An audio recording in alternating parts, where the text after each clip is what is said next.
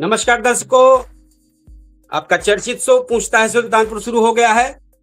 फटाफट comment box में आ जाएं, ज्यादा से ज्यादा शेयर करें, लाइक करें, कमेंट करें।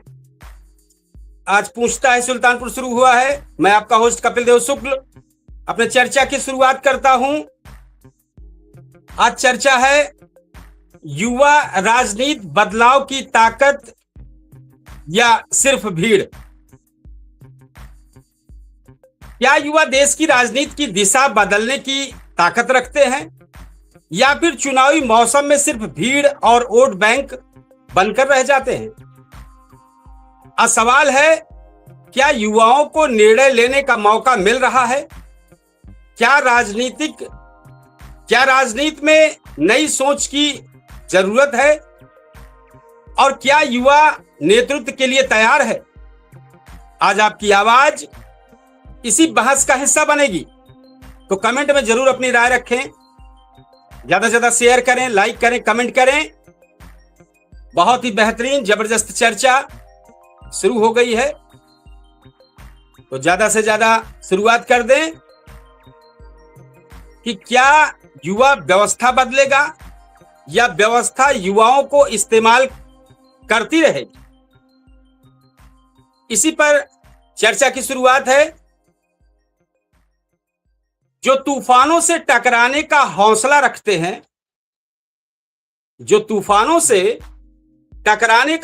रखते हैं, वही इतिहास के पन्नों पर अपना नाम रखते हैं।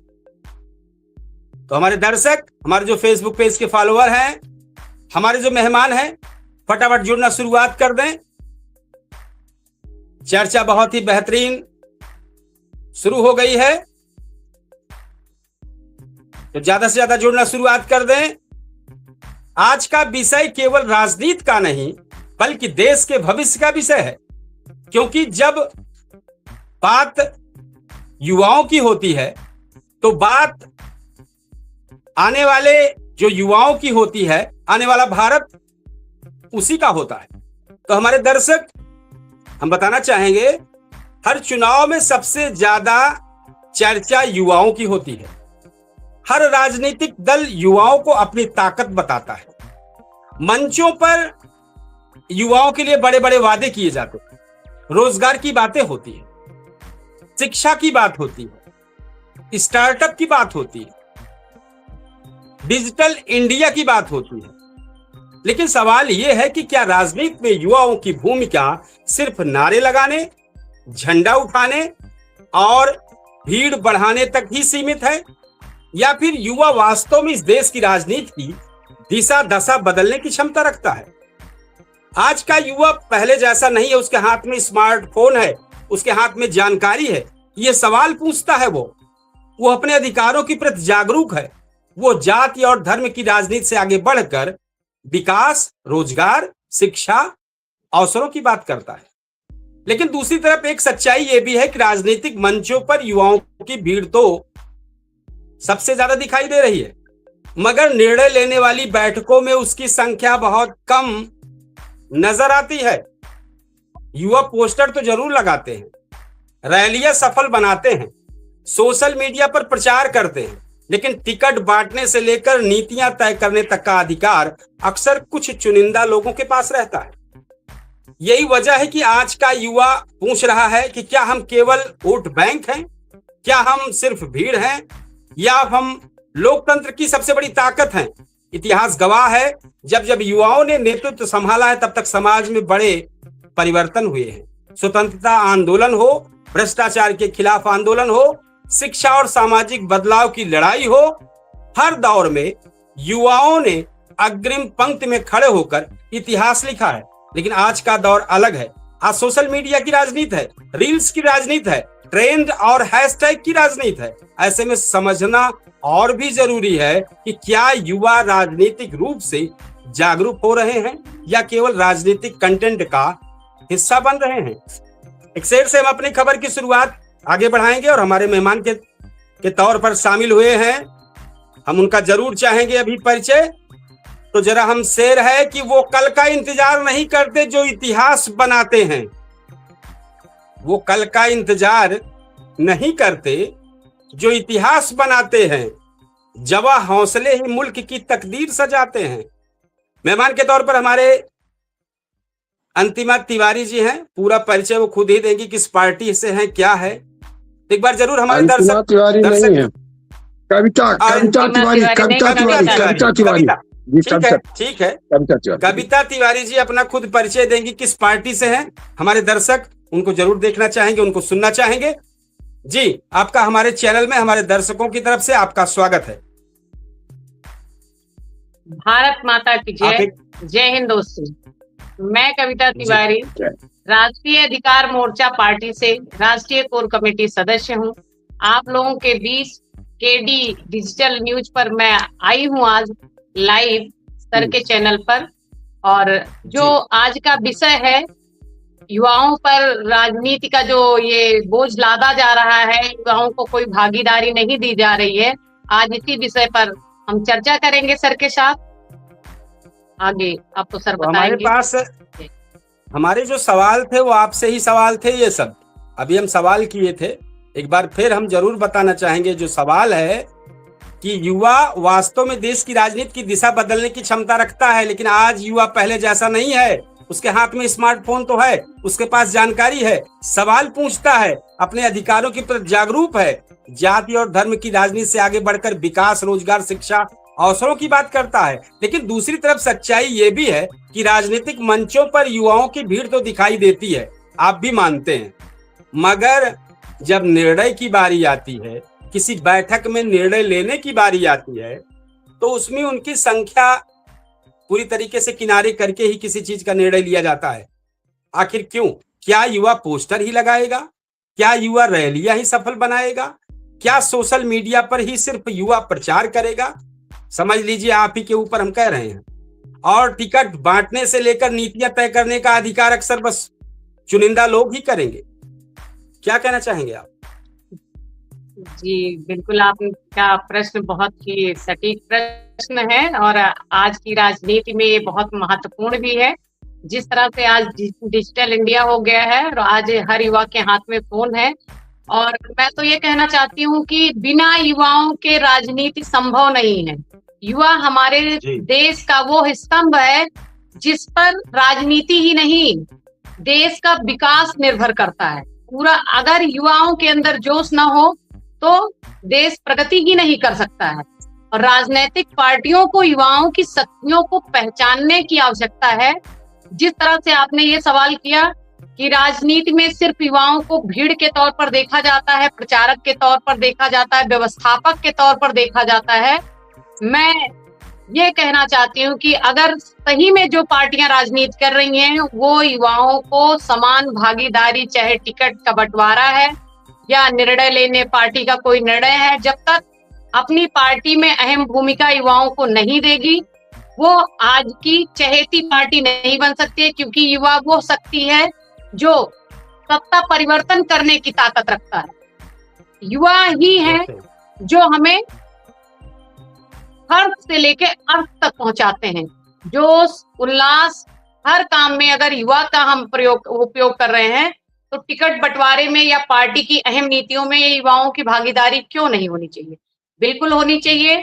और आज तक की जितनी भी पार्टियां आई, जो आपने प्रश्न किया, ये बिल्कुल सही साबित हो रहा है कि युवाओं को सिर्फ मंचों की भीड़ तक रखा गया, व्यवस्थापक, प्रचारक के तौर पर रखा गया। लेकिन मैं आपको ये कहना चाहती हूँ कि हमारे यहाँ युवा प्रकोष्ठ कई तरह से बनाए गए हैं राष्ट्रीय अधिकार मोर्चा में, और हम युवाओं को बराबर मौका देने की कोशिश कर रहे हैं। हर जगह हमारा युवा मोर्चा की टीम है, उसमें भी छात्रों की अलग टीम है, गुरुकुल की अलग व्यवस्था है, हर तरह के प्रकोष्ठ कैडर हम बना रहे हैं। और आपका जो ये सवाल है, हम अपनी पार्टी के क्रियाकलापों के द्वारा इसका उत्तर देंगे कि युवा हमारे लिए केवल स्थापक नहीं है, इस देश का प्रमुख स्तंभ है जिसके सहारे इस देश की पूरी व्यवस्था टिकी हुई है। जी, तो आगे कहना चाहेंगे, किसी देश की असली ताकत, आपकी बातों को मिलाते हुए हम आगे बता रहे हैं, किसी देश की असली ताकत उसकी संसद की दीवारों में नहीं, बल्कि उसके युवाओं के विचारों में छिपी होती है। सवाल ये नहीं कि युवा राजनीति युवाओं के विचारों में छिपी होती है। सवाल ये नहीं कि युवा राजनीति में है या नहीं, सवाल ये है कि राजनीतिक युवाओं की राजनीति जो है वो युवाओं की सुन रही है या नहीं। राहत इंदौरी लिखते हैं, लगेगी आग तो आएंगे कई घर जद में, लगेगी आग तो आएंगे कई घर जद में, यहां पे सिर्फ मेरा मकान थोड़ी है। हमारे वरिष्ठ शिक्षक जी हमारे मेहमान के तौर पर शामिल हुए हैं और हम चाहेंगे जरूर इस मुद्दे पर आप बात रखें 2 मिनट में, जिससे हम फिर वापसी करें। सभी लोगों के पास 2-4 मेहमान और शामिल होने वाले हैं। जी, हमारे कार्यक्रम में वरिष्ठ शिक्षक जी रामजी सिंह का स्वागत है।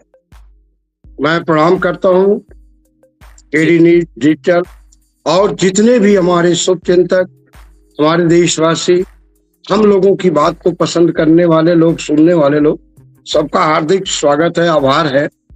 रहा सवाल एक उम्र से, मैं बता रहा हूँ, जैसे हम लोगों की उम्र आज 62 साल है, तो सबसे बड़ी जिम्मेदारी हम लोगों की बनती है कि हम युवाओं को आज क्या दिखा रहे हैं।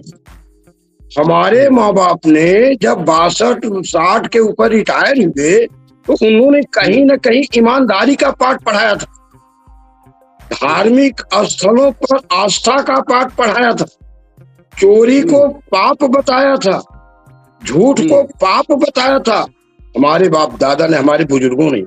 लेकिन बहुत अफसोस है कि हमारे उम्र की पीढ़ी आज युवाओं को क्या दिखा दे रही है। उनका पेपर लीक करा दे रही है, बेरोजगारी बढ़ा रही है, भारत की संप्रभुता को ही कहीं न कहीं दागदार करने का प्रयास कर रही है। जितने भी सजा के भागी हैं या जिनके ऊपर अधिक से अधिक मुकदमे हैं, जिनके ऊपर बहुत बड़े बड़े आरोप हैं, वो संसद में पहुंच गए। और जब बच्चों के हित की बात, एक बार अभी मैंने 14 साल पहले, 10 साल पहले ये महसूस किया, 12 साल पहले, कि अब राजनीति के उच्च स्तंभ पर 75 वर्ष के बाद वाले लोग संरक्षक के पद पर बैठे। लेकिन आज हमने महसूस किया 1 साल पहले कि 75 वर्ष की उम्र होने के बाद भी उस अपनी ही गाइडलाइन को तोड़ करके जो इंसान उस पद पर बना हुआ है, आज का युवा प्रतिभाशाली होते हुए भी, योग्य होते हुए भी, सरयोग्य होते हुए भी आज हताशा के कगार पर पहुंच गया है, निराशा के कगार पर पहुंच गया है कि हमारा नंबर कम आएगा। इसलिए जिस प्रकार से सरकारी नौकरियों में रिटायरमेंट है, उसी तरह से राजनीति जो नेता लोग हैं उनका भी रिटायरमेंट निश्चित होना चाहिए। मैं अपना केवल विचार बता रहा हूँ और 60 पर ये इल्जाम, मैं अपने ऊपर इल्जाम लगा रहा हूँ कि हमने बच्चों को क्या दिखाया। हम तो कहे थे राष्ट्र मजबूत होगा। आप अयोध्या की धार्मिक स्थल, मर्यादा पुरुषोत्तम श्री राम की जन्म स्थली ऐसी बने कि भारत नहीं विश्व के लोग आवे। लेकिन अगर वहां ये सुनेंगे, केवल कान से सुन लेना कि उस भगवान के मंदिर में चोरी हुआ है और चोरी करने वाले वही के लोग हैं, हमारी सारी व्यवस्था फेल है। अगर फेल नहीं होती तो चोरी नहीं होती, फेल नहीं होती तो चोरी नहीं होती। तो मैं बच्चों को सिखा क्या रहा हूँ, सारा दोष 60 वर्ष के ऊपर वालों का। क्या दिखा रहे हैं बच्चों को? जी कविता जी, आपसे सवाल है, चूंकि आप युवा हैं तो युवा का दर्द भी आप सबसे ज्यादा जानेंगे। तो युवा आज सवाल कर रहा है कि क्या हम सिर्फ भीड़ के हिस्से हैं, क्या हम केवल वोट बैंक हैं, या फिर हम इस लोकतंत्र की सबसे बड़ी ताकत हैं। लेकिन सवाल है, इतिहास गवाह है कि जब जब युवाओं ने नेतृत्व संभाला तब तक समाज में बड़े परिवर्तन हुए हैं। स्वतंत्रता आंदोलन से लेकर भ्रष्टाचार के खिलाफ बहुत सारी चीजें हैं, सामाजिक लड़ाई हो, हर दौर में युवाओं ने अग्रिम पंक्ति में खड़े होकर इतिहास लिखा। लेकिन आज का दौर अलग है। आज सोशल मीडिया की राजनीति है, रील्स की राजनीति है, ट्रेंड और हैशटैग की राजनीति है। ऐसे में समझना और भी जरूरी हो जाता है कि युवा राजनीतिक रूप से जागरूक हो रहे हैं या केवल राजनीतिक कंटेंट का हिस्सा बन रहे हैं। सबसे बड़ा सवाल तो कविता जी जरूर बताएं। आप। जी बिल्कुल, आप जो कह रहे हैं कि युवा केवल राजनीति का कंटेंट क्रिएटर बन रहे हैं, ऐसा कुछ भी नहीं है। पॉलिटिक्स में युवा आज भागीदार बन रहा है, बढ़ चढ़ के हिस्सा ले रहा है।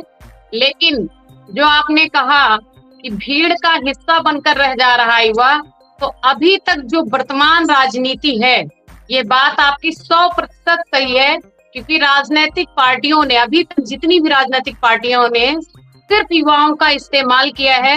आप कहीं भी किसी भी बड़े राजनीतिक दल को उठाकर देख लीजिए, कोई भी शीर्ष नेतृत्व है वो युवाओं के हाथ में नहीं दिया जाता है। और अगर इस आधार को बनाकर हम बातें करें तो ये बिल्कुल 100% सही है कि युवाओं को केवल भीड़ का हिस्सा बनाकर रखा गया है, व्यवस्थापक प्रचारक बना के रखा गया है, एक कंटेंट क्रिएटर बना के रखा गया है, और कुछ नहीं।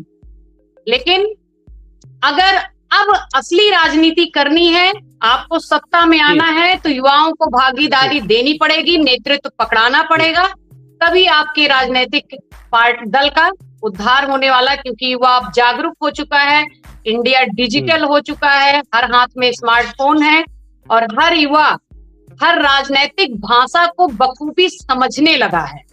आप समझिए, पहले पॉलिटिक्स की भाषा होती थी, कोड होते थे, लोग बोल देते थे, समझ में नहीं आता था। लेकिन आज एक एक कोड को जो है युवाओं ने समझ लिया है। अब आपकी वो राजनीति नहीं चलने वाली है जो एनालॉग टाइम में आप करते आए हैं। अब डिजिटल युवा, आपको डिजिटल इंडिया का पार्ट अगर बनना है, अपने राजनीतिक दल को बढ़ाना है, तो आपको युवाओं की मांग को स्वीकारना होगा, नेतृत्व युवाओं के हाथ में भी देना। अभी ऐसा भी देखा जा रहा है कि युवा सिर्फ तालियां बजाएगा तो राजनीति उसे भीड़ समझती है, लेकिन अगर युवा सवाल पूछता है, नीति पर चर्चा करता है, जनहित के मुद्दे उठाता है, तो वही युवा बदलाव की सबसे बड़ी ताकत बन जाता है, जो आपने बात कही। इसी पर आज हमारी चर्चा लगातार चल रही है। बहुत अच्छा, आपने बहुत ही अच्छा इसका जवाब दिया है। सवाल हैं कुछ हम आपसे पूछ रहे हैं, हमारे अपने मेहमानों से भी पूछ रहे हैं, अपने दर्शकों से भी पूछ रहे हैं, अपने फेसबुक पेज के फॉलोअर से भी पूछ रहे हैं। 2-3 मैसेज आए हैं, जरा पढ़ दें। यूनुस साहब ने लिखा है, कार्यक्रम देख रहे हैं आप सबको क्रांतिकारी सलाम, बहुत बहुत धन्यवाद आपको। एक डिबेट समाज में परोसा जा रहा है, नफरत पर भी होनी चाहिए शुक्ला जी, ठीक है, समय आएगा उस पर भी किया जाएगा। अच्छी वक्ता है कविता तिवारी जी, देखिए आपकी प्रशंसा आ गई, धन्यवाद। आपको देखने सुनने वाले बहुत लोग हैं। तो कुछ सवाल हैं आज कि क्या युवा राजनीति की नई क्रांति है? क्या वे अभी भी राजनीतिक दलों के लिए सिर्फ संख्या और भीड़ भर हैं? तो हम चाहेंगे राय जरूर दें, हमारे जो देखने वाले हैं वो जरूर अपनी राय खुलकर दें, क्योंकि आज का सवाल केवल राजनीति का नहीं, बल्कि आने वाली पीढ़ियों के भविष्य का है। हमारे वरिष्ठ शिक्षक जी जरूर कुछ अपना इस पर, जो हमारा मुद्दा इस पर प्रकाश डालें, और जानकारी के लिए बता दें कि कविता जी की वजह से टीआरपी बहुत बेहतर चल रही है।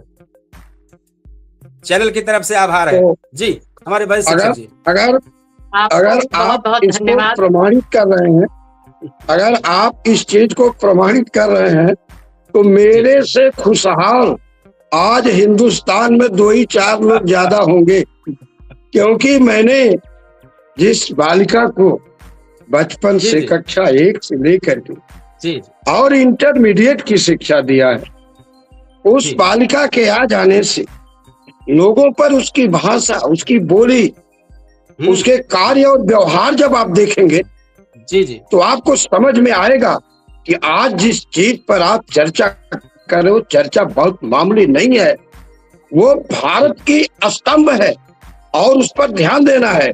और भारत के उसी स्तंभ पर हमारी पढ़ाई हुई बिटिया और मेरे गांव की बिटिया, मेरे मानिकपुर की बिटिया, आज उसी स्तंभ को एकदम पिलर की तरह बहुत मजबूती से रखने के लिए लगातार प्रयास कर रही है लगातार।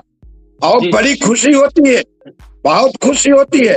हम लोग शिक्षक होने के नाते जब एक छोटा सा बालक विद्यालय में आता है ना, तो उसके अंदर वो गुण देखते हैं, स्वामी विवेकानंद, रामकृष्ण परमहंस, कबीरदास जी। हम लोग उन बच्चों में ऐसी चंद्रशेखर आजाद, सुभाष चंद्र बोस जी को देखते हैं, और उनका उसी प्रकार से पालन पोषण, पढ़ाते लिखाते, देखभाल करते हुए अपना जीवन समर्पित करने का प्रयास करते हैं। और हमें बड़ी खुशी आज मिली है कि कविता, इसको मैंने आज आमंत्रित किया था, आपको मैंने आमंत्रित किया था। जब इसने अपनी बात को एकदम स्पष्ट रूप से कहना प्रारंभ किया, मैंने वाच किया। देखिए, हम लोग भी उम्र के अनुसार या शिक्षा में जिंदगी भर ठोकर खाने के अनुसार छप्पर में स्कूल चलाया गया, बालिकाओं को पढ़ाया गया, तो थोड़ा सा तो अनुभव होगा ना। वर्तमान समय में कविता तिवारी जैसी अगर वीरांगनाएं दुर्गा का अवतार, रानी लक्ष्मीबाई का अवतार है, ये वक्त आएगा तो आपको दिखाई देगा। हम भविष्य देख कर बोलते हैं, हम ज्योतिषी तो नहीं है, लेकिन बच्चों की प्रतिभा को देख करके बोलते हैं। आज के बाद से आप देखिएगा, युवाओं के लिए जितनी पार्टियां हैं, जो सरकार में भी है, जो विपक्ष में भी है, आज रात से यही 8:30 बजे के बाद से वो लोग बच्चों के भविष्य पर सोचने लगेंगे। और उनका कोई भी कार्यक्रम होगा बच्चों का, पढ़ाई से लेकर के और परीक्षा तक, आप देख लीजिएगा ये लोग ध्यान देंगे। और ध्यान नहीं देते हैं तो नई पीढ़ी ही अब शासन में आएगी, ऐसा मुझको अनुभव हो। कविता तिवारी के लिए एक शेर है छोटा सा, क्योंकि इन्होंने संघर्ष किया उस संघर्ष पर। वक्त की रफ्तार को जिसने समझ लिया, बहुत समझदार है कविता जी, वक्त की रफ्तार को जिसने समझ लिया, उसने ही बदलाव का परचम बुलंद किया। आज जहां पे है अपनी मेहनत के बल पर है। और हमारे चैनल के लिए कहना है, हमारा चैनल जो रोज नित नए मुद्दों के साथ चल रहा है, सिर्फ हंगामा खड़ा करना मेरा मकसद नहीं, मेरी कोशिश है कि ये सूरत बदलनी चाहिए। कविता जी क्या कहना चाहेंगे? सिर्फ हंगामा खड़ा करना मेरा मकसद नहीं, मेरी ये कोशिश है, ये सूरत बदलनी चाहिए। क्या कहना चाहेंगे आज के इस मुद्दे पर? चूंकि युवा का ही चर्चा चल रहा है और आप इस कार्यक्रम में शामिल हैं, तो जरूर युवा अगर सवाल करे तो तख्त हिल जाते हैं, युवा अगर खामोश रहे तो हालात सिल जाते हैं। फैसला अब नौजवानों को ही करना है दोस्तों, बदलाव की ताकत बनना है या भीड़ में मिल जाना है, आपके ऊपर है। जी, क्या कहना चाहेंगे? मैं थोड़ा सा अपने पार्टी से जोड़ती हूँ इस मुद्दे को। जी, आज मैं जिस राजनीतिक दल राष्ट्रीय अधिकार मोर्चा की हिस्सा बनी हुई हूँ, मैं सोशल मीडिया से मैंने शुरुआत करी अपने विचारों की, और सोशल मीडिया पे मुझे मेरे भाई बहनों का बहुत प्यार भी मिला और काफी पॉपुलरिटी मिली। लेकिन उसके बाद कुछ काले कानून आए गवर्नमेंट के द्वारा, जिसमें हमारे पार्टी के राष्ट्रीय संस्थापक जो है संस्थापक जी अलंकार अग्निहोत्री जी ने उसके विरोध में अपनी मजिस्ट्रेट जैसी नौकरी को लात मार दी, इस्तीफा दे दिया। और उन्होंने कहा कि अब हमारे समाज की दुर्दशा शुरू कर दी गई है, कानूनों की बेड़ियों में हमें जकड़ा जा रहा है, हम अपनी आवाज को भी नहीं उठा सकते हैं, ऐसी नौकरी करने से क्या फायदा है जब हम अपने समाज के लिए नहीं बोल सकते हैं। यूजीसी जैसे काले कानून के लिए उन्होंने पीसीएस रैंक की नौकरी ठुकरा दी। उसके बाद जब उनकी मेरे से मुलाकात हुई तो उन्होंने मुझे ये बताया कि मैं अपने समाज के लिए लड़ने आया हूँ, अपने युवाओं के लिए लड़ने आया हूँ, महिलाओं के लिए लड़ने आया हूँ। सर्व समाज की पार्टी है हमारी, केवल प्रतिनिधित्व जो है वो सवर्ण समाज का नेता कर रहा है। इसका मतलब ये नहीं है कि कोई राजनीतिक दल एक किसी जाति बिरादरी का नहीं होता है, हर राजनीतिक दल में सर्व समाज का समावेश होता है। तो मैं जितने भी काले कानून हैं इनका विरोध करता हूँ, जिससे हमारे समाज में विभेदीकरण की नींव डाली जा रही है। हम समाज को बढ़ते हुए नहीं देख सकते हैं।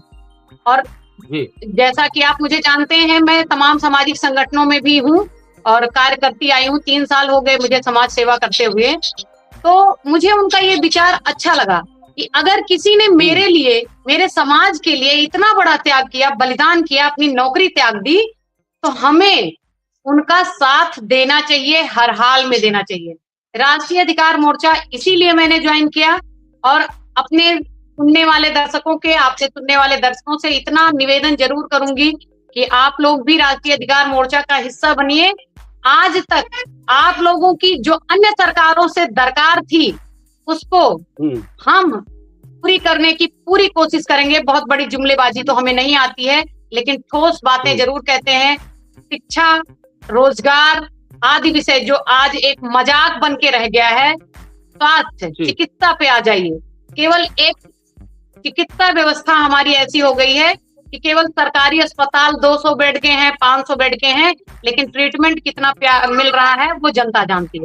इन सब मुद्दों पर हम चुनाव लड़ेंगे। हमारे चुनावी मुद्दे हैं शिक्षा, रोजगार और चिकित्सा। मेन मुद्दा हमारा ये होगा। उसके बाद जो समाज में विभेदीकरण की राजनीति है उसका भी हम खंडन करते हैं, उसको भी हम खत्म करने की कोशिश करेंगे। हमसे जुड़िए, हम आपकी उम्मीदों पर खरा उतरेंगे। एक व्यक्ति जो त्याग करके आया है उसका साथ दीजिए। आप मेरी आवाज बनिए, हम आपकी आवाज बनेंगे।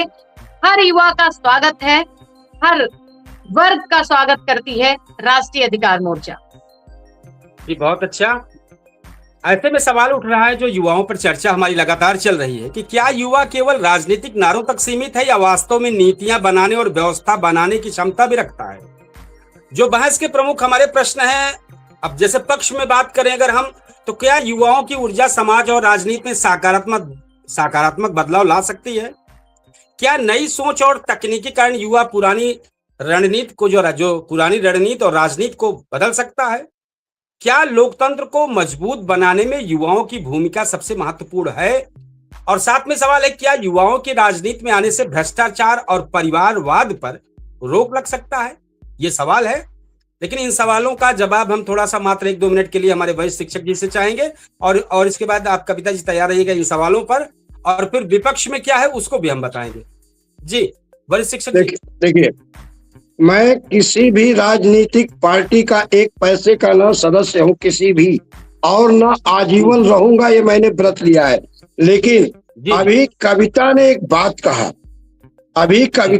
बात कहा कि पीसीएस रैंक के अधिकारी, जब उन्होंने देखा यूजीसी का जो नियम था वो सवर्ण युवाओं का जो उच्च क्वालिटी के विद्यालय उसमें उच्च श्रेणी पर जाएंगे, अगर वो गलती नहीं भी करते हैं और उसमें अन्य वर्ग के लोग SC ST बैकवर्ड जो भी हो, अगर झूठा आरोप भी लगा देते हैं, तो सवर्ण में जन्म लिया हुआ बालक युवा, उच्च शिक्षा प्राप्त करने वाला, जिसका जन्म लेने में कोई दोष नहीं, उसका अपना दोष नहीं है, उस बच्चे को अपराध न होने के बावजूद भी जेल जाना पड़ेगा, उसका सारा करियर बर्बाद हो जाएगा। जब इस बात की, युवाओं की बात मैं कह रहा हूँ, इस बात को जब अलंकार अग्निहोत्री जी ने महसूस किया, पीसीएस अधिकारी वक्त को भांप गए, युवाओं के भविष्य को भांप गए, करियर को भांप गए, और भारत माता की संतान को अन्याय होता देख लिए। ऐसी स्थिति में उन्होंने त्याग पत्र दिया। मैं किसी पार्टी का नहीं हूं, ना आजीवन रहूंगा, लेकिन उनकी उस वक्त के इस त्याग का मैं स्वागत करता हूं। वहीं पर जब बच्चों की नीट की परीक्षा लीक हुई, और लीक होने के बाद भी हमारे इस देश का, भारतवर्ष का केंद्रीय मंत्री, युवाओं ने कहा आप केवल इस्तीफा दे दीजिए। बच्चों के कल्याण के लिए धर्मेंद्र प्रधान ने इस्तीफा नहीं दिया और आज भी कुर्सी पर बैठे हुए हैं। मैं उनकी आलोचना करता हूं। मुझे उनका कुर्सी से चिपके रहना यह हमें पसंद नहीं है। खुली बात। जी सही कह रहे हैं। हम अपने मेहमान के तौर पर 2-3 लोग और जो शामिल होना चाह रहे हैं, अगर उनसे हम कहेंगे थोड़ा सा जल्दी शामिल हो जाएं, क्योंकि कार्यक्रम आधे घंटे का निकल चुका है और ज्यादा से ज्यादा 15 मिनट से 18 मिनट का समय शेष बचा है, तो जल्दी जुड़ें। और बहुत ही बेहतरीन वक्ता और एक बेहतरीन नेता हमारे सामने हैं, जरूर उनकी बातों को सुने आकर। और साथ में थोड़ा सा हम ये कहना चाहेंगे कि अभी जिस पर चर्चा चल रही थी, तो विपक्ष में क्या है जिस पर चर्चा हुई थी, उस पर हम सवाल जो किए थे, कविता जी जरूर बताइएगा कि क्या युवाओं के राजनीति में आने से भ्रष्टाचार और परिवारवाद जो चल रहा है उस पर रोक लगेगी? ये सवाल है। 2 मैसेज आए हैं, हम जरा मैसेज पढ़ दें। यूनुस शाह का मैसेज आया है, वरिष्ठ शिक्षक रामजी सिंह के लिए काफी प्रभावित है। वरिष्ठ शिक्षक जी बेबाक और बेहतर बोलते हैं, उन्होंने लिखा है। और उन्होंने फिर लिखा है कविता जी के लिए कि सुन रहा हूं उनकी बातों में आपका शिक्षित होना, स्पष्ट राजनीति में आप जैसी महिलाओं का होना चाहिए। आपका सपोर्ट कर रहे हैं। आज का समाज जो है वो अनपढ़ों को ज्यादा अहमियत नहीं देता है। आप पढ़े लिखे हैं, आप आगे आए, आपके साथ है। ये इन्होंने मैसेज लिखा है। कविता जी बहुत बहुत जरूर धन्यवाद। जवाब दें कि क्या युवाओं बहुत की बहुत राजनीति धन्यवाद। आने से भ्रष्टाचार और परिवारवाद पर रोक लगेगी? बिल्कुल बिल्कुल लगेगी, क्योंकि परिवारवाद ऐसा हो गया है जैसे इनका खानदानी पेशा हो गया है कि दादाजी प्रधानमंत्री थे, उसके बाद उनका बेटा हो जाएगा, फिर पोता हो जाएगा। इसी वजह जी, से जी। हमारे जो अन्य युवा हैं उनको अवसर नहीं मिलता है। और जब हम टैलेंट को पहचानेंगे, युवाओं की भीड़ के बीच से हम टैलेंट को निकाल कर लेके आएंगे, तो जरूर परिवारवाद पर रोक लगेगी, बिल्कुल। और भ्रष्टाचार की राजनीति भी खत्म होगी, क्योंकि जब नए नए चेहरे हमारे सामने आएंगे और बहुत लंबे समय तक कोई शासनकाल में नहीं रहेगा, तो अपने आप भ्रष्टाचार पर रोक लगेगी। युवा आएंगे तो परिवारवाद पर ही नहीं रोक लगेगी, भूचाल आएगा, एकदम से राजनीति में खलबली मच जाएगी। जो ये कुछ धुरंधर बैठे हुए हैं, जिनके धुरी पर ही पूरी राजनीति नाच रही है, कोई कुछ भी कर ले, किसी का जो है पत्ता नहीं लगने पाता है, इनका पत्ता फिक्स हो चुका है। इस पर जरूर नियंत्रण होगा।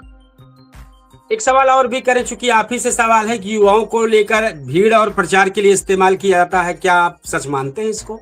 राजनीतिक दल जो है बिल्कुल मैं मानती हूँ और स्वीकार करती हूँ कि आज तक की राजनीति में ये चीज देखी गई है। लेकिन मैं अपनी पार्टी की तरफ से बिल्कुल ये कहना चाहती हूँ कि हम प्रचार के तौर पर नहीं, युवाओं को सलाहकार के तौर पर भी लाएंगे, अपनी पार्टी में उनको एक अहमियत देंगे, एक अहम हिस्सा बनाएंगे। पार्टी की रणनीतियां तय करने में भी उनकी हम भागीदारी जरूर रखेंगे। और एक सवाल है, चूंकि अधिकांश युवा राजनीतिक विचारधारा से अधिक सोशल मीडिया ट्रेंड से ज्यादा प्रभावित है, क्या लगता है आपको? बिल्कुल, आज सोशल मीडिया का जमाना है, डिजिटल इंडिया है, तो अगर युवा ट्रेंड के साथ चलता है तो इसमें कोई बुराई करने की बात नहीं है। आज का जमाना है, डिजिटल इंडिया का जमाना है, सोशल मीडिया का जमाना है। युवा उस पर अपने विचार रख रहा है, युवा उसके बहाने अर्निंग कर रहा है।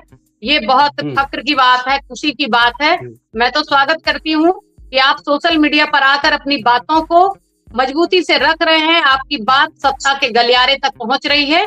ये हमारे लिए बहुत ही अच्छी बात है और युवाओं को जरूर सोशल मीडिया पे बने रहना चाहिए। जी कह रहे हैं युवाओं को। जैसे एक चीज और भी है, ये तो आप मानिए थोड़ा सा गंभीर प्रश्न है कि युवाओं को पर्याप्त राजनीतिक प्रशिक्षण अनुभव नहीं मिल पाता है, क्या ये सच है? बिल्कुल नहीं मिल पाता है, बिल्कुल नहीं मिल पाता है। और इसके लिए हमने जो राजनीतिक दल बनाया है, आपको भी बता दें, हमारे जितनी भी टीम गठित हुई, अभी आपके इंटरव्यू में भी हमने बोला था कि अभी हम इस पे विचार कर रहे हैं। हमारी ट्रेनिंग स्टार्ट होने वाली है 20 जून से लेकर कल लगभग हम 10 जुलाई तक युवाओं की, या जो भी हमारे पार्टी का कार्यकर्ता है या पदाधिकारी हैं, सबकी हम ट्रेनिंग करवा रहे हैं। और एज अ ट्रेनिंग देने के बाद ही हम चुनावी मोड में आएंगे और सभी का स्वागत करते हैं, सभी वर्गों का स्वागत करते हैं। साथ ही ये कहना चाहेंगे, चूंकि अब आप किसी पार्टी से जुड़े हैं तो पार्टी के बहुत सारे पार्टी की गतिविधियों भी आपको लगभग पता होगी थोड़ी मोड़ी, तो क्या ऐसा लगता है कि राजनीति में वास्तविक निर्णय आज भी वरिष्ठ नेताओं के हाथों में ही रहता है?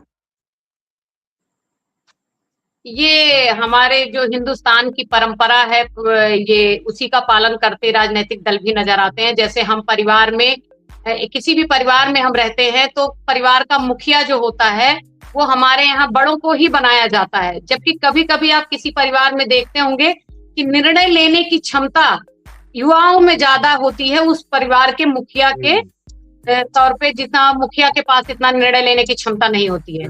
लेकिन मुखिया को टैलेंट को समझना चाहिए। अगर आपका बच्चा आपसे बेहतर निर्णय ले सकता है तो आप अपने मार्गदर्शन में उसके निर्णय का समर्थन करना चाहिए, वो परिवार जल्दी प्रगति करता है। ऐसा ही हमें राजनीति में भी करने की आवश्यकता है कि जो युवा हमारा ज्यादा टैलेंटेड है या हमारा मार्गदर्शन कर सकता है, हमें थोड़ा सा पीछे होके उसको अवसर देना चाहिए। ये हमारे लिए सौभाग्य की बात होनी चाहिए। और अगर इस राजनीति से हम चलते हैं तो हमारी राजनीति भी अच्छी चलेगी। हमारे वैश्य शिक्षक जी क्या कहना चाहेंगे इस पर? और हम मेहमानों को एक बार फिर आह्वान करेंगे कि जो 2-3 मेहमान जुड़ना चाह रहे थे, अगर जुड़ने का प्रयास करें, क्योंकि आप लास्ट पे चल रहे हैं, 10 से 12 मिनट का देखिए, कार्यक्रम बचा हुआ मैं है। बता रहा हूँ जी मैं बता जी रहा हूँ अभी मैं कहता हूँ आपसे ना कि मैं बहुत बड़े इतिहास पर नहीं चलता हूँ। अभी चर्चा हो रही थी कि राष्ट्र की रक्षा के लिए क्या जो बहुत सीनियर हैं, बहुत बुजुर्ग हैं, वही चला सकते हैं, युवा नहीं चला सकता है। और कविता ने कहा कि युवा बेहतर चला सकता है। उसका उदाहरण मैं खुद हूँ। आज के जी 12 साल पहले यानी 50 वर्ष की अवस्था में मैं भी चाहता था, अभी विद्यालय का संस्थापक, मैनेजर, प्रबंधक मैं ही हो सकता था, लेकिन मैंने लिखित त्याग पत्र दे दिया था और पंकज कुमार सिंह को आज के 12 साल पहले, मैं आपसे बता रहा हूँ, प्रबंधक बना दिया इस्तीफा हूँ। देके तब मैं युवाओं के इस्तीफा लिए देके बोलता बैठा हूँ। है। तब एक बुला के, अरे सुनिए, बुला जी के हम कहे भैया काल पखुरियावे के न पड़े, एके ले लिया और हो सकता है आप मुझसे बेहतर। रो दिया था, उसके आंख से आंसू निकल गया था। कहा पिताजी, जी जिस तरह से आप संघर्ष करके विद्यालय को चलाए हैं, लोग बताते हैं कि साइकिल से आप 60-60 किलोमीटर चले हैं, आप बहुत गलत काम कर रहे हैं। मैंने कहा नहीं बेटा, मैं मानता हूं कि अब मुझको संरक्षक बनना है, अब मुझको जी थोड़ा घूमने टहलने का मौका दो। अगर आप विश्वास करते हो कि मैंने कुछ किया है तो केवल चल लो। जब हम थे 4 कमरे में थे, आज 15 कमरे में हैं। इसलिए युवाओं को, इसीलिए मैंने कहा कि 75 वर्ष का इंसान देश चलाने के लिए वो कूद रहा है। अरे मैं कहता हूं कि 52 साल के बच्चे को दे दीजिए, 52 साल के बच्चे को दे दीजिए। मेरा दावा है पूरे विश्व में किसी माई के लाल के राष्ट्राध्यक्ष की हिम्मत नहीं है इसके ऊपर एक भी शब्द उल्टा बोल के देख ले। या तो हम रहेंगे, या तो ये चैलेंज है, स्वाभिमान पर धक्का देंगे तो हमारे जीने का कोई फर्क नहीं पड़ता है। हमारे सैनिकों को आप मारेंगे, हम चुप रहेंगे, ऐसा हो नहीं सकता है। क्योंकि जब वो 52 साल का रहेगा ना, कुछ मान लीजिए हमारी बात को मानिए ना मानिए, मैं विचार बता रहा हूँ, मैं विचार बता रहा हूँ। आपके इसी विचार पर एक शेर है, साथ में आपने जो अभी जवान की बात की उस पर भी एक डिटेल हम आपको बता रहे हैं। जो आपने अपना पद जो है बच्चे को दिया, उसी पर एक शेर है, उठो जवानों की वक्त का इशारा तुम्हारे साथ है। उठो जवानों की वक्त का इशारा तुम्हारे साथ है, जो कल बदलना चाहते हो उसका किनारा तुम्हारे हाथ में है। क्या और पूरे डिबेट को आपने एक लाइन में, जी बहुत बढ़िया, बहुत अच्छा, बहुत अच्छा। आपने इस पूरे डिबेट को सार्थक कर दिया, सार्थक कर दिया है आपने। ये केवल 2 लाइन में आपने सार्थक कर दिया। ये सब बेहतर बनता है। आप जैसे आप वरिष्ठ जैसे सीनियर देखिए, जो है कविता शामिल हुई हैं और सब कुछ बेहतर है, बहुत बेहतर है और ऐसे ही बेहतर बनता रहेगा। हम चाहेंगे अगर आप नारी शक्ति होकर अगर हमारे इस चैनल में जुड़ती रहेंगी लगातार, जब जब आपके पास समय रहे रोज जुड़े, हम तो चाहेंगे रोज जुड़े और आपके लिए पूरा स्पेस खाली है हमारे लिए। एक जानकारी देते हैं, जो उस दिन आप 2-3 दिन से लगातार मुद्दा उठा रहे थे, फ्रांस के इस हफ्ते में होने वाले जी सम्मेलन में, शिखर सम्मेलन, भारतीय प्रधानमंत्री नरेंद्र मोदी, अमेरिका के राष्ट्रपति डोनाल्ड ट्रंप से मुलाकात होने वाली है। लेकिन सवाल क्या ये है कि क्या मोदी ट्रंप से होर्मुज स्ट्रेट में अमेरिका हमले में मारे गए 3 भारतीय नाविकों को लेकर सवाल उठाएंगे? सवाल बड़ा बेतुका यहाँ आया, मतलब कि वहां के अमेरिका ने अभी तक भारतीय नाविकों की हत्या पर माफी तक नहीं मांगी है। उल्टा अमेरिका के विदेश मंत्री मार्को रूबियो ने भारत को धमकाया ही है, जो शब्दों का खेल है। दूसरी तरफ भारतीय नाविकों की मौत पर भारत में भारी गुस्सा है और अमेरिका के रवैये पे लगातार सवाल उठ रहे हैं। अमेरिकी एक्सपर्ट डेरेक जे ग्रॉस मैन, जो यूएससी के डॉर्नसाइन के प्रोफेसर हैं और एशिया मामलों के जानकार, उन्होंने कहा कि इस तरह विदेश मंत्री को जवाब नहीं देना चाहिए था। ऐसा जवाब, मार्को रूबियो का बयान गंभीर सवाल है। ये इस तरीके से एक तरफ आप दोस्त कहते हैं भारत को और इस तरीके से कहते हैं, तो नहीं होना चाहिए था इस तरह। जी शिक्षक जी जरूर बताएं आप। अरे हम रत्ती भर बर्दाश्त, एक मिनट हमारी बतिया एक फिर सुन लें। मैं अपने स्कूल में कभी कभी बोलता हूँ, मेरे विद्यालय में जो बालिकाएं या जो बालक पढ़ रहा है, अगर वो सीधे विद्यालय आ रहा है, अगर किसी ने उसको कुदृष्टि बिना दोष के छेड़ने की हिम्मत किया तो पहले एसपी साहब को प्रार्थना पत्र देंगे। उनकी कार्रवाई में देर लग जाएगी, लेकिन पहले हम खुद उनको एकदम अपनी भाषा में शुद्ध करेंगे, तब संविधान पढ़ेंगे। आपकी हिम्मत कैसे हुई? हमारे बच्चों को आप छेड़ देंगे, हमारे बच्चों को आप कुछ ये यही ओरिजिनल है। आपकी हिम्मत कैसे हुई?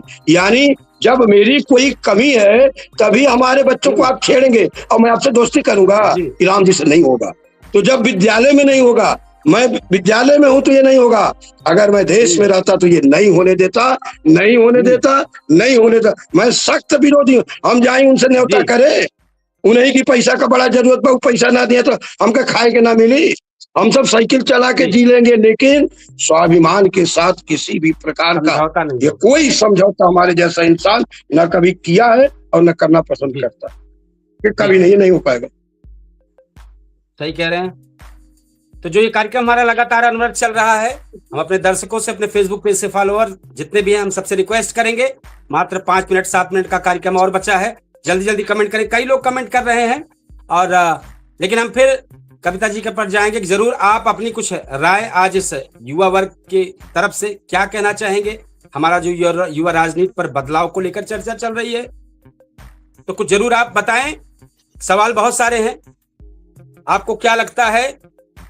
युवा को सवाल पूछना, भाई युवा सवाल तो करेगा ही, राजनीति में भी आगे बढ़ चढ़ कर हिस्सा ले रहा है।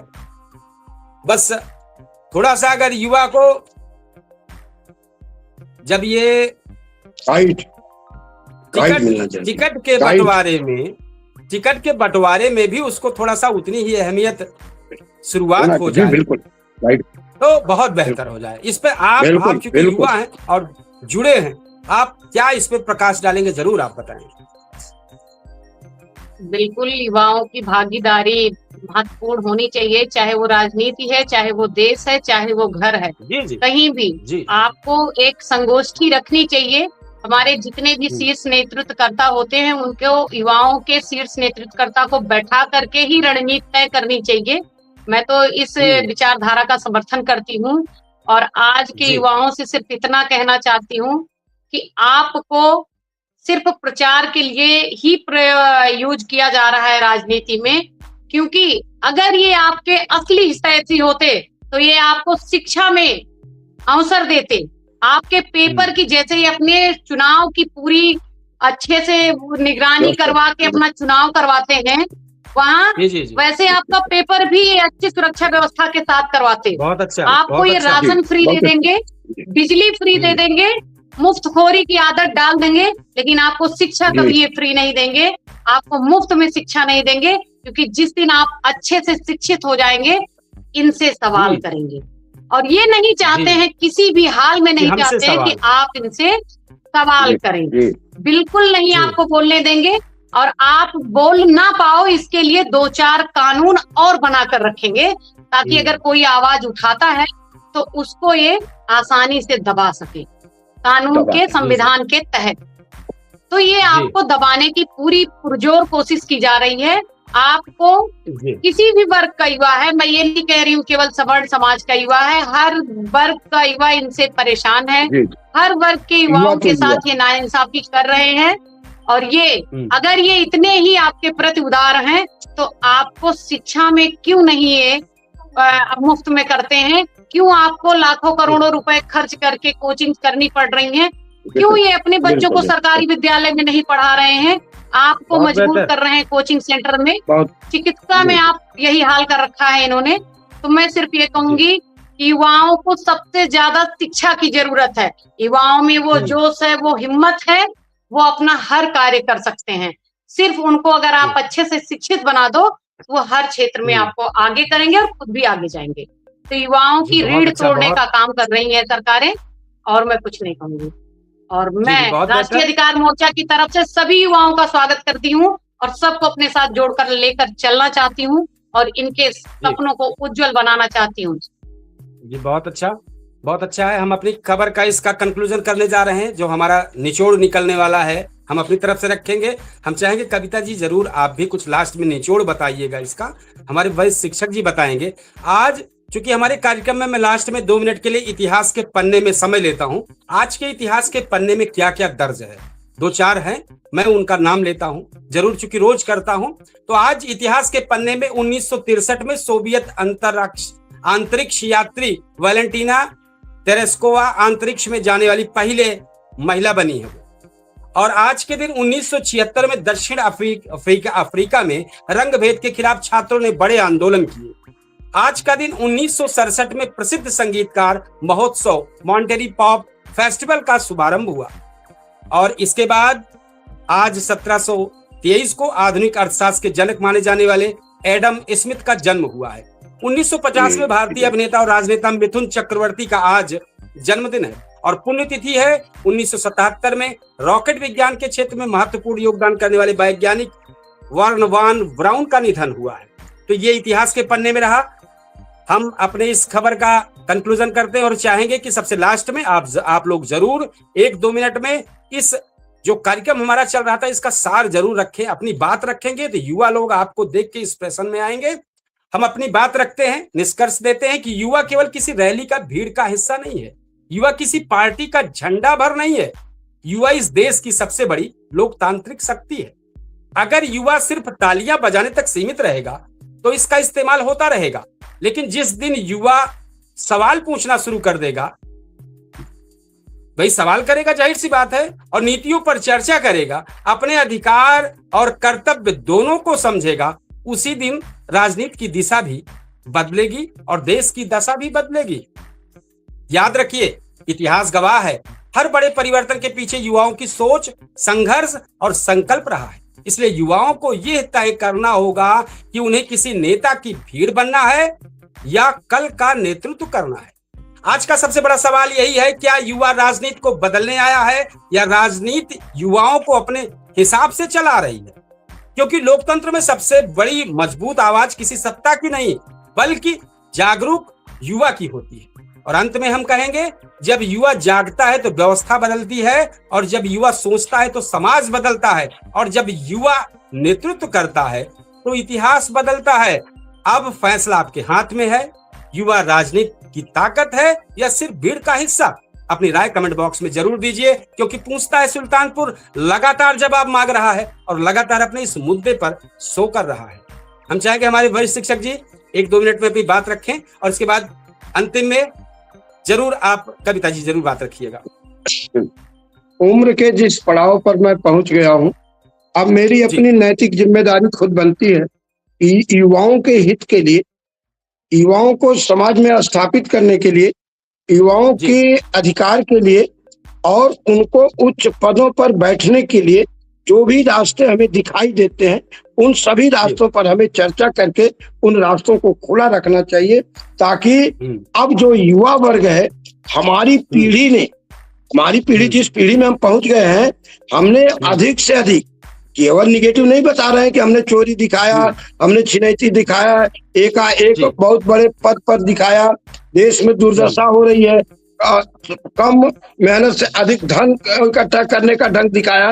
ये सारी चीजें खिलाफ होनी चाहिए और बच्चों को एक उनकी प्रतिभा के अनुसार उनको जिम्मेदारी की, देश की बागडोर देना है, देश का बागडोर देना जिम्मेदारी से। अब हम लोगों को, अब पहले 100 वर्ष तक जीते थे, 75 वर्ष तक राजनीति करते थे, आज हमारी 50-60 वर्ष के बाद उम्र कम होती जा रही, इसलिए 40 वर्ष की अवस्था में ही युवाओं को देश का भार सौंप देना चाहिए। 40 वर्ष के बाद। लास्ट में आपका कंक्लूजन 1 मिनट 1.5 मिनट में पूरा कर दे। आपका ये कार्यक्रम और आपका विषय बहुत शानदार रहा। निश्चय ही ये एक युवा क्रांति को जन्म देगा। आपके प्रश्नों से युवा प्रभावित होंगे और मेरे जवाबों से भी हो सकता है कि कुछ संतुष्टि हो उनको। लास्ट में यही इतना कहना चाहती हूँ कि हर युवा वर्ग को सामने आना पड़ेगा, अपने अधिकारों को लेना पड़ेगा, छीनना पड़ेगा। वो समय है कि शांति से रह करके आप अपने अधिकारों को नहीं पा सकते हैं। मैं युवाओं से यही आह्वान करूंगी कि जो आपको धरातल पर कार्य करता दिखे, आप उसका समर्थन कीजिए। जो आपकी आवाज बनता दिखे, आप उसका समर्थन करिए। जो जी आपको आश्वासन देने के बाद आपके कार्यों को धरातल पर उतार दे, आप उसका साथ दीजिए। मैं कभी नहीं कहती हूँ कि आप सिर्फ हमारा साथ दीजिए, आप हमारा कार्य देखिए, आप हमारे बयान देखिए, उसके बाद हमसे जुड़िए। जय हिंद, जी जय भारत, वंदे मातरम। जी, बहुत अच्छा। हम चाहेंगे लगातार मेरे कार्यक्रम में, जब भी मेरा कार्यक्रम 8:30 बजे से शुरुआत हो रहा है, लगभग 45-50 मिनट का कार्यक्रम है, आप जरूर मेरे कार्यक्रम में जब भी समय मिले, मेरा रोज कार्यक्रम चलता है, हो सके रोज जुड़े। जब भी आपके पास समय, स्वागत आपका है। प्रेम खाली है, आपकी जगह खाली है। हमारे वरिष्ठ शिक्षक जी मेहमान के तौर पर शामिल हुए, आपका बहुत बिल्कुल बहुत हम आभार है। आपके कार्यक्रम में आएंगे। जी जी, हमारे सभी दर्शक, सभी हमारे फेसबुक पेज के फॉलोअर, सभी लोगों का आभार है, जिन लोगों ने मैसेज किया, जिन लोगों को हम पढ़ पाए, ठीक है, जिन लोगों का बाद में हम मैसेज का जवाब देंगे। सभी लोगों से चाहेंगे बेहतरीन कार्यक्रम, बेहतरीन मुद्दों के साथ ये पूछता है सुल्तानपुर लगातार अनवरत चल रहा है। मैं आपका होस्ट कपिल देव शुक्ल कल फिर किसी बेहतरीन मुद्दों के साथ आपके सामने हाजिर होऊंगा। साथ ही हम चाहेंगे हमारा अवधि समाचार को ज्यादा से ज्यादा सपोर्ट करें, जय अवध का माटी, जय अवध की संस्कृति को, और पूछता है सुल्तानपुर के इस लाइव डिबेट शो को। हम इस कार्यक्रम का समापन कर रहे हैं। कल फिर मुलाकात होती है इसी समय, इसी तेवर, इसी कलेवर के साथ। जय हिंद, शुभ रात्रि। शुभ रात्रि।